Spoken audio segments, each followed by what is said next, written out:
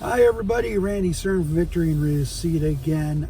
This is the third driver's seat chat. I'm going to be doing these because I find that it's a great way to communicate with you, and it's a great way to connect. So just this time we're not going to talk about a car. We're going to talk about what's been going on. So, a few things happened this week and coming up on next week. So just let's get going here. First things first, this morning I went out to Stillwater to go see the 7th edition of the Polar Run kickoff. They started where they originally began 7 Polar Runs ago. It was so great to see some really great friends, especially fellow auto enthusiasts, people I haven't seen in even longer than, I don't know, a few months maybe. But it was so good to see that energy again, even though we were at 18, 19 degrees Fahrenheit, but still, they're off and running. They're heading to Lutsen where they were the first time. So, it's like seeing the OGs from the first year doing the same kind of route that they did 6-7 years ago. And it's good to see Haley just carrying it forward. She's got some great help this year. Looks fun. It looks a lot of fun.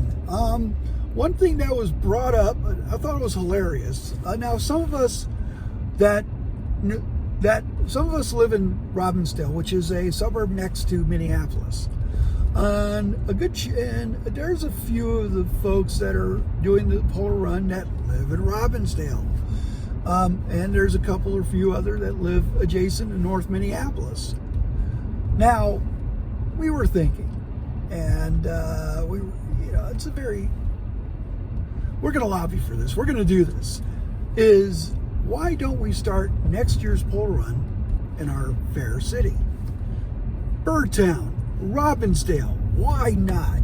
I am behind this. All we have to do is if we can convince Haley to let us do that, maybe bring in Mayor Blonigan, maybe letting the police department help us out with escorting the Polar Runners. I think it would be fun.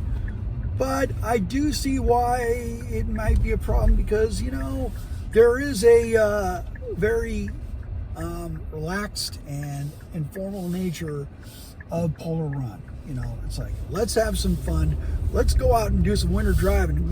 Winter hooting is more like it. But to the friends I've seen, I don't want to name everybody, but you know who you are. If you're out there on the Polar Run, it was great to see you this morning. Have fun this weekend. Have fun tonight up at Lutsen. And I'm looking forward to all the videos and the shenanigans that you guys are doing.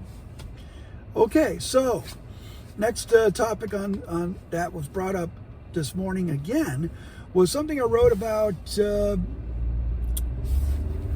earlier this week, and it's about Nissan dealers are requesting Nissan to get them a new version of the Xterra.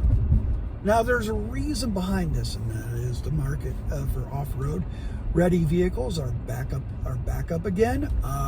We're talking about vehicles such as the Jeep Wrangler. It sold 200,000 units, over 200,000 units in 2020.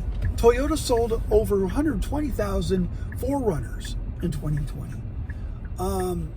Those are pretty significant numbers. Not to mention the return of the Land Rover Defender, the imminent return of the Ford Bronco when they figure out the chip situation and try to get some units out in the dealerships. The sport's there, but again, the big dog needs to show up. Not to mention, there's still some interest in the G-Wagon and some other off-road ready vehicles. So why not Nissan? Why not? Because Nissan has had this history. We've gotten the Patrol, which looked sort of like a cross between a Toyota Land Cruiser and Land Rover. It was here in the 60s. It was the only Nissan that was actually badged a Nissan sold at Datsun dealers. Oops, that finger just went flying. That's a point right there. So guy named Ducky, who runs a tire store in Minneapolis, had his last gen Xterra. I mentioned it to him, and he goes, I didn't know this was happening. Well, we've been covering it this week, and we're really on board with this. I think that if Nissan dealers want to increase traffic in their stores, they have to have a product that's worth looking at. Now, the GTR was that product a decade ago. Now, with the proliferation of SUVs, why not an off-road Xterra-ish vehicle? Why not? It'll bring some customers in. It will bring some enthusiasts back. Go for it. What else was covered this week? Speaking of Nissan, next week, then the 2022 Frontier and the 2022 Pathfinder will be revealed. It will be revealed live on Thursday the 4th. I'm looking forward to seeing what they look like. I hope they're a little bit better. I mean, it's like the Rogue is at that trajectory where it's an improved product, and Nissan needs these products as well while they're supposedly waiting for an off-road ready vehicle. So, and the Sentra was a finalist for the North American Car of the Year. So all of these things that are happening to Nissan are positives. So the Frontier, Nissan has always built a very good compact to mid-sized truck. They need to get back in that business because, I mean, Toyota's been killing it, and Nissan with a similar product could really do very well. The Pathfinder needs all the help they can get right now.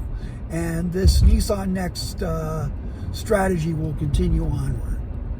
So I'm looking forward to seeing what's next for Nissan.